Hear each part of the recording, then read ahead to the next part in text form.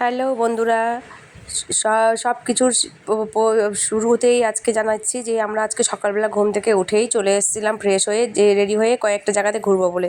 তো প্রথমে আমরা অনুকূল ঠাকুরের আশ্রমে চলে আসি। সেখানে এসে বিভিন্ন পাখি, ফুল, অনেক কিছু দেখতে পাই, এবং যেহেতু ছিল আজকে হোলি, তাই সবাই একে অপরকে রং দিচ্ছিল এবং হোলিতে মেতে উঠেছিল। তারপরে চলে আসি আমরা তপবনে। তপবনে এসে দেখতেই পাচ্ছ অনেকটা অনেকটা উঁচুতে আমরা উঠেছিলাম। মানে এরপরে আর কোনো জায়গা নেই, তারপরে নামতে হয়। তো প্রথমে ওঠার সময় তো আমরা 274টি সিঁড়ি বেয়ে উঠেছিলাম, তো অনেকটা কষ্ট হয়েছিল, তবুও আমরা উঠতে পেরেছিলাম।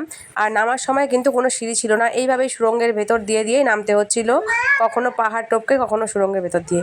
তো প্রথমে সুড়ঙ্গগুলো দেখে একটু ভয় লাগছিল যে আমরা বেরোতে পারবো কি না, কিন্তু অনেক মোটা মোটা মানুষও কীভাবে যেন বেরিয়ে যাচ্ছিলো ভগবানের নাম নিয়ে। তো যাই হোক, এইভাবেই যে দেখতে পাচ্ছ আমার বাবাও এতটা পাহাড়ে উঠেছে নেমেছে, আশ্চর্য হয়ে যাই আমরা। তো এখানেই ছিল একটি বজরংবলীর মন্দির। তো বজরংবলীর মন্দিরে এখানে সুতো বাঁধতে হয় মনের আশা পূরণের জন্য। তো আমরাও ওখানে সুতো বেঁধে বাবার নামে কিছু ওখানে পুজো দিয়ে তারপরে আমরা আবার রওনা হয়ে যাই আমরা ত্রিকুট পর্বতের দিকে। তো ত্রিকুট পর্বতে আমরা প্রথমে যাই, গিয়ে ওখানে আমরা গাইডের গাইড নেই, গাইড ছাড়া তো আমরা কিছু বুঝতে পারবো না।